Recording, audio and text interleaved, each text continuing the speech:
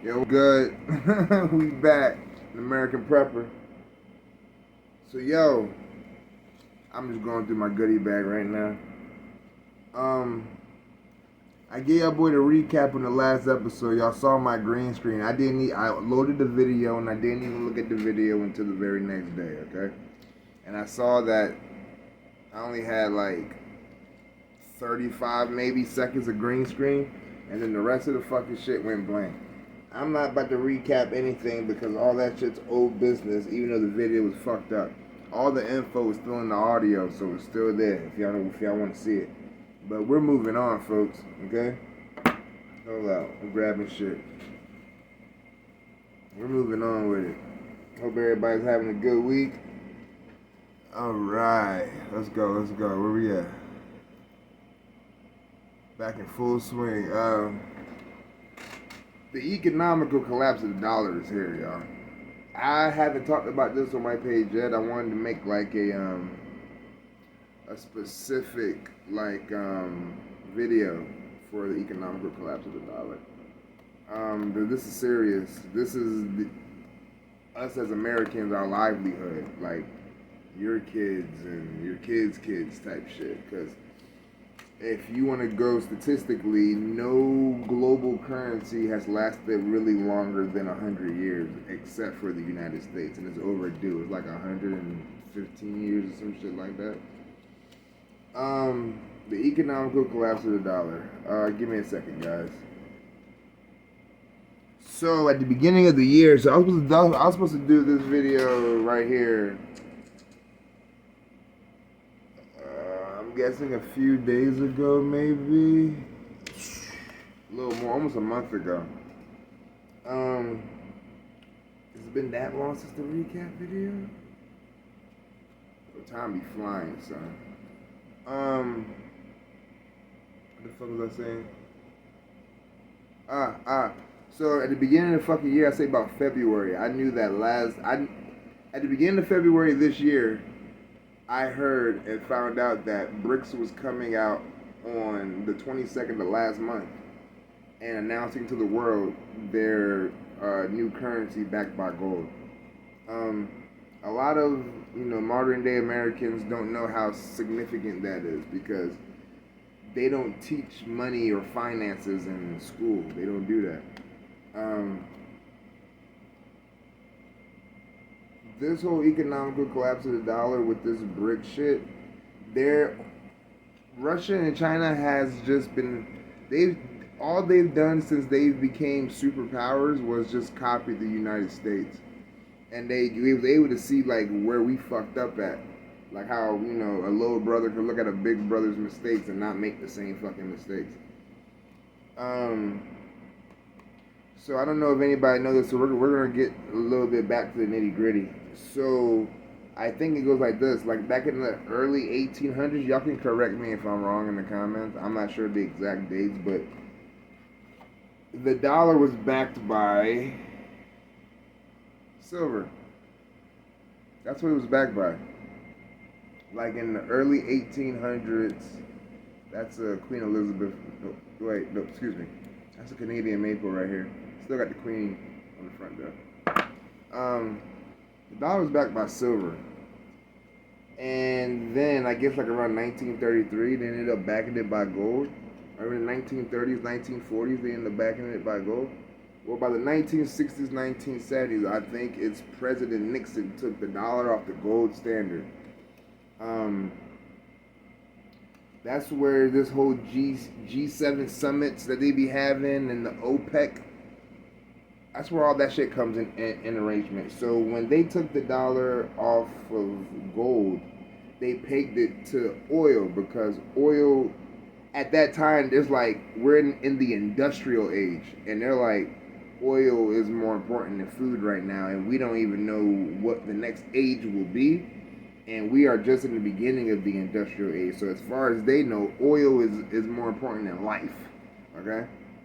It was 1970s, 1960s. Here we are, 2023. Okay? And yeah, we're still in the industrial age, and we're just now rolling over into the digital age. but we're still in the industrial. There's nothing else more sufficient than gasoline still to this day at this time. Where am I at? Where am I at? Okay, so the G7 and the OPEC, right? So the United States made the petrodollar agreement with Saudi Arabia. That's probably like the main agreement that we had that in the G7 summit. And OPEC is a economy group, just like how Brics is an economic group.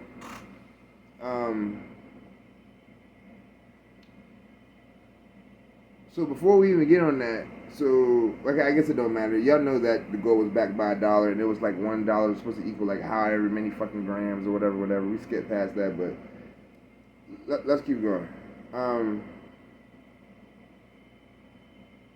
So I don't know if anybody know how significant OPEC and the petrodollar agreement through Saudi Arabia, how significant that was. So I'm about to butcher this shit. What's the Russian shit called? The rupee and the Chinese yuan or whatever the fuck. So for y'all that don't know, the deal was, let's say for example, 100 United States dollars gave you 10 barrels of oil, right? But let's say you don't live in the United States, you live in Russia or China. So let's say you got let's say you got 1,000 yuan or 1,000 rupee or rupee, where the fuck it is, right? Saudi Arabia is the biggest exporter of oil. They got like the best oil. Like, oh my God, get it from Saudi, right? They're not like they are the biggest exporter of oil. Of refined oil. The biggest person of crude oil is Venezuela. Venezuela can be as powerful as Saudi Arabia, but they don't have the refineries or the machinery or the fucking money to turn to refine that crude oil. Where are we at? Saudi Arabia. So the petrodollar agreement says if you want our oil, the best oil in the fucking world, you have to buy it in United States dollars. Well, what does that mean if 100 of my United States dollars equals 1,000 of your rupee or your yuan? So where you could have went straight to the dealer, we're gonna pause real quick and my battery's running low. Hold on.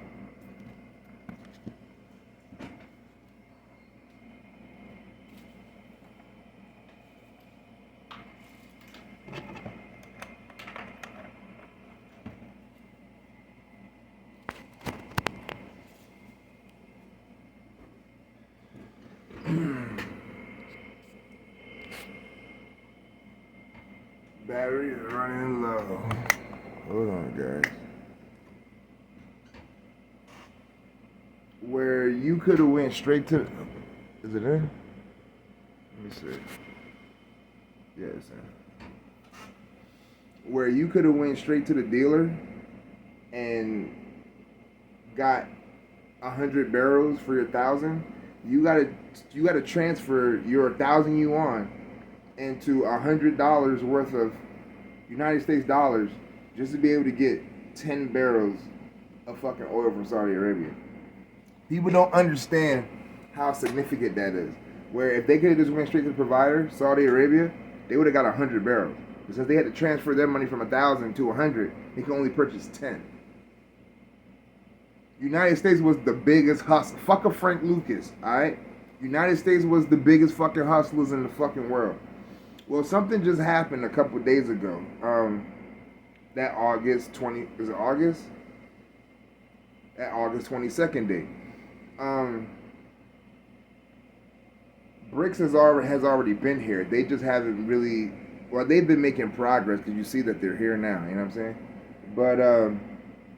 But this is one thing I didn't know that I just found out. When Brics had first started, they already had a first wave of recruits of countries to come in and join Brics, right? This might be the third wave, honestly. But to my knowledge, it's only been 2 waves so far. But that's not the point. The first wave was like, so I don't know. I'm not gonna sit here like I know how many countries is in is it countries? Or we're gonna say countries. I don't know how many countries is in Africa, like Nigeria, Kenya, blah blah blah blah blah. But the way the map looks, there's a map. There's a Brics map. The way the map looked, it looks like that there's 60. Let's say there's 60 countries in Africa, right? Well, Brics got 15 African nations. Nations. Here we go. Nations. Let's say there's 60 nations in Africa, right? Well, Brics got 15 African nations the first time, and this second time around, the August 22nd date I keep talking about, they announced that they got another damn near 15, 16 African nations. Ever since August 22nd, half of Africa has been waving Russian flags. Half of Africa has been kicking out all the diplomatic fucking French people, all the diplomatic USA people saying, y'all need to get the fuck out before, and they gave us another date, and I'm giving it to you. Get the fuck out of our country before January 1st, 2024. Or they're all dead. This is everywhere, but the mainstream media isn't telling people about this. They don't need that pandemonium in the street. They don't need that chaos. Where we at? Oh, so yeah, half of Africa is waving the Russian flags right now, and this is something I did say on previous episodes of the Namerican Prepper. China has been in Africa since COVID, building all of Africa's infrastructures and basically doing what Europe did to the Native Americans when they came to America. They're just doing it way better at a way higher scale. They're giving Africa countries these business plans where we'll build your infrastructure, we'll build your cities, we'll build your highways, we'll do this. But with that being said, we own this land. Yeah, y'all can commute, y'all can commerce here, but technically we're buying this land from you. But there's more. He said, we'll create millions of jobs for Africa, but then don't let no Africans work those jobs. They just fly in more Chinamen from China to take all these fucking jobs and to inhabit Africa. The reason why this is so monumental is because remember I told you how the United States has been the biggest hustlers, since they've been in power? Not to mention we got the biggest gun. You know what I'm saying? We got a big gun. You know what I mean? Because all of that raw material that everybody's kept saying is in Africa, it's in Africa, right? It's at the motherland, right? But we're talking all the important minerals that don't grow naturally in the United States, like plutonium, uranium, all the salt, gold, the titanium, all that extra shit. All that's Africa shit. And the way the Chinese people did their people with sweatshops and how they became the manufacturer king of the world, well, that's basically what we was doing to Africa. It's sweatshops, giving them crumbs to the dollar for their plutonium and their uranium, their natural resources.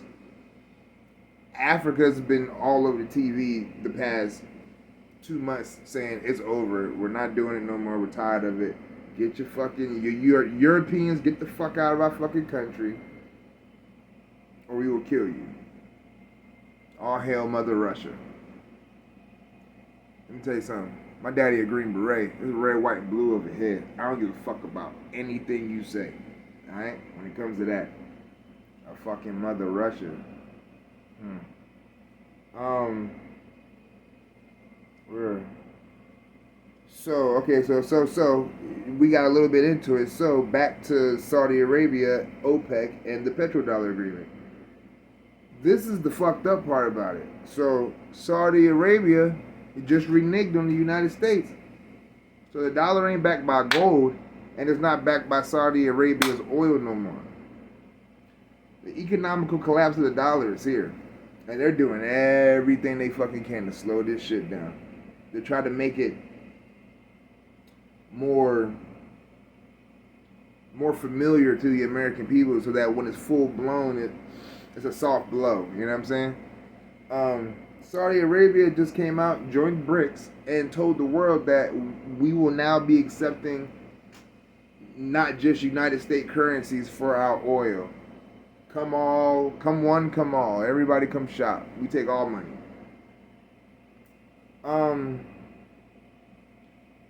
This is very, very monumental for the United States people, and they don't even know what's about to happen, how delicate this situation is. Let me see. What we got here?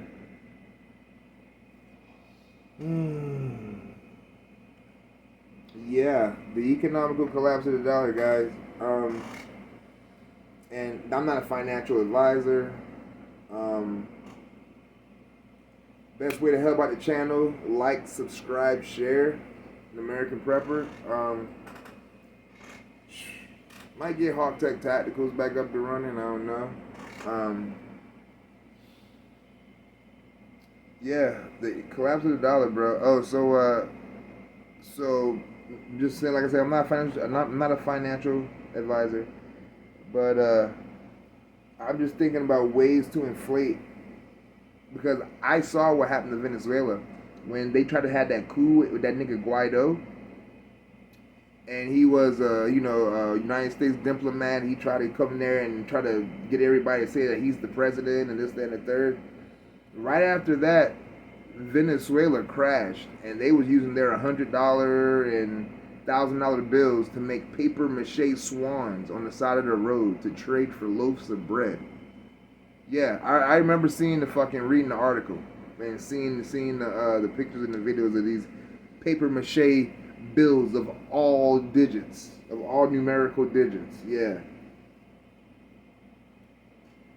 That's about to be the United States dollar, bro. And I feel like that there was two hedges on this. Deflation, inflation, hyperinflation, stagflation, shrinkflation, all this fucking inflation was Bitcoin and precious metals. Bitcoin and precious metals.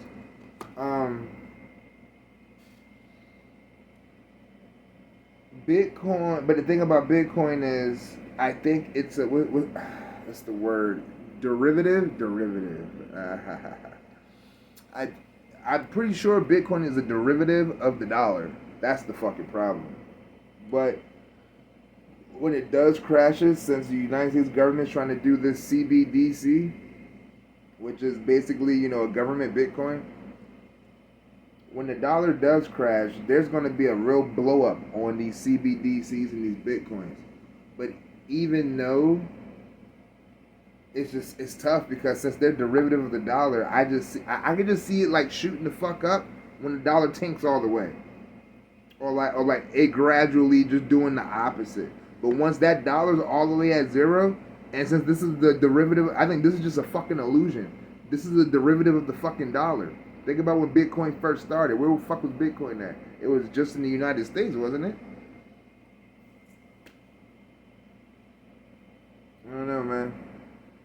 Stock up your bullets. He said your precious your precious metals. He said kiss your babies, man. Love your loved ones. We're in for a fucking doozy, man. Like, subscribe, and share, man. The Namerican Prepper. We out.